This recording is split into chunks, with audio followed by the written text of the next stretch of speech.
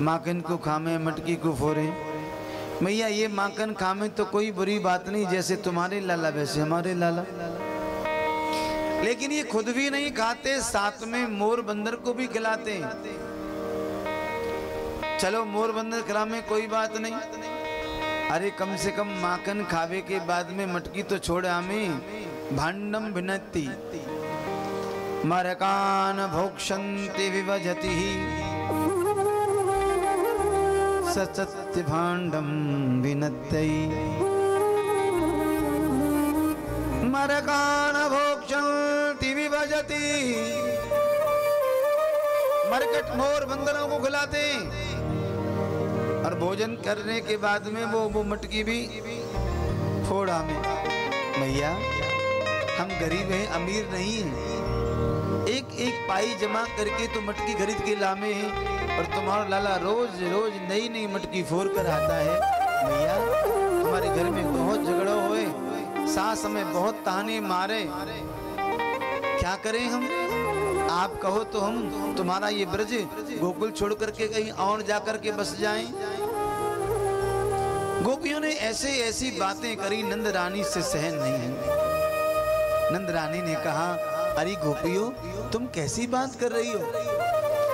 मेरे लाला तो पहले ऐसा काम कर नहीं सकता, लेकिन तुम कह रही हो तो सच्ची बात है। अरे मेरे लाला ने मटकी फोड़ दी है तो कोई बात नहीं, मेरे कन्हैया एक मटकी फोड़ता है तो तुम मेरे घर से 4 मटकी ले जाओ, लेकिन व्रत छोड़ने की बात मत करो।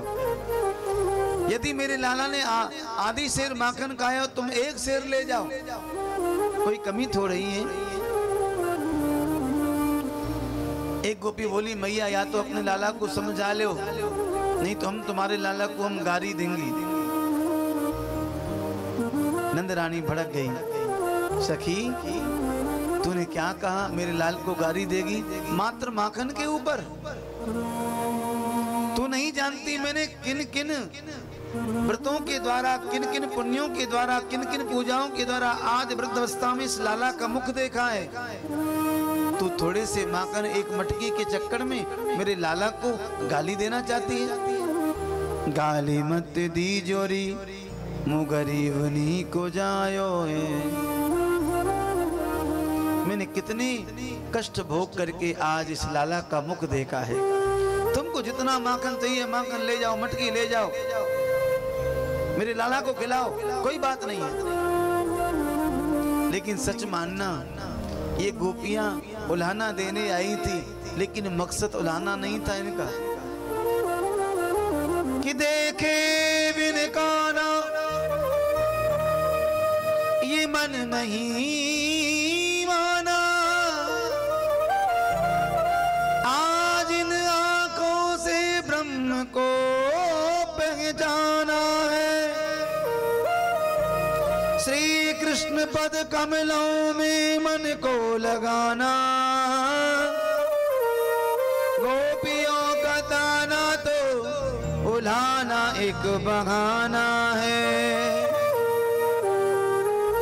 दरअसल में गोपियां भगवान को करीब से देखना चाहती थी, अटारी से तो कन्हैया दिखाई पड़ रहे हैं, लेकिन वो आनंद नहीं आता जो करीब से दर्शन होता है। इसलिए गोपियों ने कोई बहाना ढूंढ लिया नंद रानी के द्वारे जाने का। तो कह रही हैं कि आपके लाला हमारे घर में चोरी करते हैं। एक गोपी बोली, मैया मेरे पति देव को 50वां जन्मदिन हो, 50 साल के पतिदेव है गए मेरे।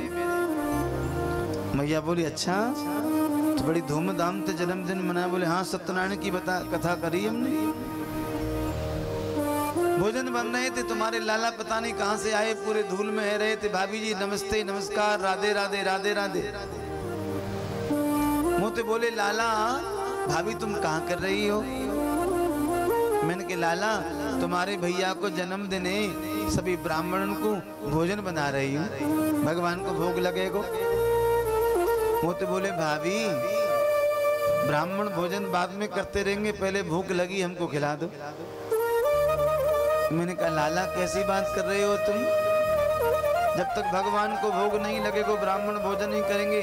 घर के खामे थोड़े ही, तुम तुम्हारे घर के हो ना। ना ना ना ना, हाथ मत लगाइए, दूर दूर, नहाए धोए नहीं हो, तुम जाओ। मैंने ऐसा कहकर उनको दूर कर दिया। थोड़ा सा क्रोध आ गया और टेढ़ा मुंह करके चले गए। मैंने सोची शाम को आ जाएंगे, लाला ही तो है, छोटो सा लाला, लेकिन नहीं आए। पति पत्नी दोनों सो गए। राम जाने रात्रि के 11:30 बजे कौन सी खिड़की से कूद के आ गए तुम्हारो लाला। मैया मैं कहाँ कहूँ तुम थे। मेरी चुटिया से मेरी पतिदेव की दाढ़ी को बांध कर चले गए। रात के 12 बजे प्यास लगी, इधर मेरी चुटिया खिंचे, उधर को दाढ़ी खिंचे। मेरी पति बोले देवी ये क्या कर रही हो। मैंने कहा मैं क्या कर रही हूँ, जो कुछ कर रहे हो तुम ही कर रहे हो। इतने चक्कर में 25% बाल उखड़ गए। भैया सुस्ती मत दिखाओ भाई, फास्ट दीजिए। कृष्ण कन्हैया लाल की जय, जय जय श्री राधे। सूजी कहते हैं सोन का दृश्य। गोपी बोली कि मैया ऐसे ऐसे उदम मचाते हैं। एक गोपी बोली हमने कन्हैया को पकड़ने के लिए पूरा प्रयोजन बना लिया। हाँ क्या किया। बोल बढ़िया बढ़िया माखन, ताजा ताजा माखन हमने मटकियों में जमा दिया और रख दी भगवान के लिए। और भगवान को माखन दिखाई पड़ जाए तो भगवान के मुंह में पानी आ जाए। अब तो ठाकुर जी को अपने घर का माखन अच्छा नहीं लगता, गोपियों को अच्छा लगता है। अब ऐसा मत मानना कि कन्हैया के घर का माखन स्वादिष्ट नहीं था, स्वादिष्ट तो था, लेकिन गोपियों का प्रेम ज्यादा था। गोपियां प्रेम से बुलाती थी, कन्हैया आज मैंने ताजा माखन आपके लिए चलाया हो, एक बार आओ ना, मेरे हाथ में भोग लगाओ, खाए के देखो, बताओ कैसा है। गोपियां आज इस गोपी के घर में, कल उस गोपी घर में, परसों उस गोपी घर में नित्य भगवान माखन चखने घूमते थे, पूरे ब्रजमंडल में घूमते थे। कन्हैया गोपियों का जीवन सफल हो गया। कोई कोई गोपी तो महाराज समाधि लगा लेती भगवान को माखन खिलाते खिलाते। हे मेरे प्रभु, मेरा जीवन का पुण्य सार्थक हो गया। मेरा ब्रह्म, मेरा परमात्मा मेरे सामने बैठ करके मेरे हाथों से माखन खा रहा है, भोग लगा रहा है। ऐसी धन्यता मेरे जीवन की कब सफल होगी जो प्रभु मेरे सामने हो और मैं भगवान के सामने बैठा हूँ। जीवन का यही पुण्य है साहब, भगवान के सामने हम बैठे हों और प्रभु हमारे सामने हो। इससे बड़ा सुख का पल दूसरा कोई नहीं हो सकता। जितना समय भगवान के सामने आपका व्यतीत होगा उससे सुनहरा अवसर दूसरा कोई नहीं। इससे बढ़कर दुनिया में कोई बड़ा अवसर है ही नहीं। सबसे मंगल समय वही है जितने समय प्रभु के सामने आप बैठे हुए, भगवान के समक्ष बैठे हुए। गोपियों ने अपने अपने भाग प्रकट किए। आज गोपियां चली गई। इसी कथा क्रम में चल करके भगवान थोड़े और बड़े हो रहे हैं और आज भगवान अपने संग के सखाओं के साथ में ब्रह्मांड घाट पर गए। भगवान ने यहाँ पर माटी खाई।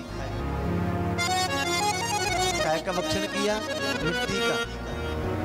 भगवान कोने में जाकर मिट्टी खाने लगे। संग के सखाओं देखा कि कन्हैया तो अभी खेल रहा था, अब कहाँ चला गया। देखा तो भगवान कोने में जाकर मिट्टी खा रहे। मधुमंगल ने देखा, कन्हैया का कान पकड़ लिया।